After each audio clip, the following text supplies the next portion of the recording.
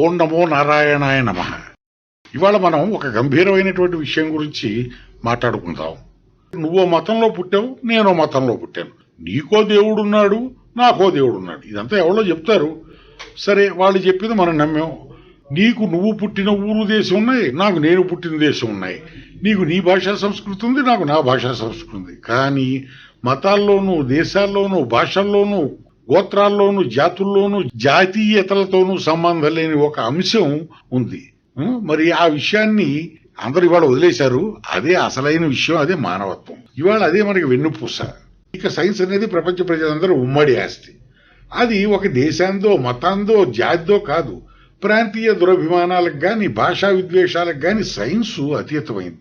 సమాజంలో నిమ్నోన్నతాలు అంటే పెద్ద చిన్న అన్ని తొలగించి ఒక సమతుల్యతను సాధించడానికి ఉపయోగించాల్సిందే శాస్త్రం.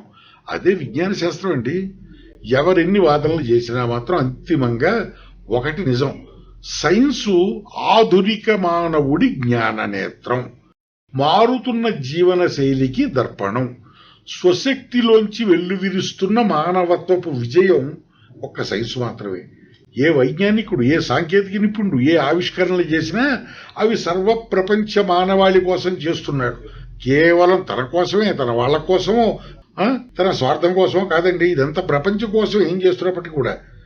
లేకపోతే ఆ ఆలోచనలోనే ఇలా అందరికీ అందించాలన్నటువంటి ఆలోచనల్లోనే మానవత్వం ఉంది. సైన్సు మానవత్వం విడివిడిగా కాదు, రెండు నేత్రాలు.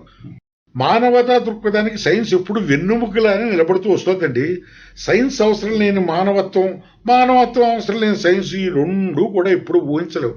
అయితే సైన్సు ఆవిష్కరణలు మనిషి కుటిల బుద్ధితో వినాశనానికి వాడుతున్న ఉదంతాలు ఉన్నాయనుకోండి, అది ఇక వేరే విషయం. సమాజాన్ని గతి తప్పించటం, నాశనం చేయటం, వీటన్నిటినీ సైన్స్ ఎప్పుడూ ధ్యేయంగా చేసుకోలేదు. ఈ సమాజాన్ని నాశనం చేయడానికి సైన్స్ పుట్టలేదు. సరే, వాడేవాళ్ళు వాడుతున్నా అంటే వాడి దుర్బుద్ధి అనుకోండి. ఇవన్నీ సమాజ నిర్మాణం మీద, పునర్నిర్మాణం మీద మాత్రమే సైన్స్ అంటే విజ్ఞాన శాస్త్రం పనిచేస్తూ ఉంది. అలాంటి శాస్త్రాన్ని అలా వినియోగించటమే మానవత్వం. మానవత్వము, సైన్సు ఈ రెండు కూడా సమాజ అభివృద్ధికి రెండు కళ్ళు. ఏ ఒక్క కన్ను మూసేసి రెండో కన్నుతో చూసినా అది దుష్ట దృష్టి అవుతుంది తప్ప మానవతా దృష్టి కానే కాదు. మానవతావాదం గురించి విరివిగా అందరూ మాట్లాడుతూ ఉంటారు. కానీ ఒక విషయాన్ని మనం దీర్ఘంగా ఆలోచిస్తే సైన్స్ని మానవ ప్రగతికి అనుగుణంగా వినియోగించడమే చాలా గొప్ప ప్రార్థన. అంతకు మించిన దైవభక్తి లేదండి. మనకి సైన్స్ అంటే విజ్ఞాన శాస్త్రం ఇచ్చింది అందరికీ బాగుపడటానికి కాబట్టి ఎవరి నాశనానికి వినియోగించడం కోసం కాదు. ఇది ఒక్కటి నేర్చుకోవటమే అసలైనటువంటి శక్తి. శక్తి అంటేనే సైన్స్, సైన్స్ అంటేనే శక్తి. అందులోనే మానవత్వం ఉంది. దీనివల్ల ఈ సమాజం బాగుపడుతుంది, ప్రపంచం అభివృద్ధిలోకి వస్తుంది. అనవసరమైన దుర్వినియోగాలకు కానీ పోకుండా సైన్స్ను ఒక దైవంలో వాడుకోవటమే మనం చేసే అసలైన శిశులైన ప్రార్థన. ఓం నమః శివాయ. సర్వే జనా సుఖినో భవంతు.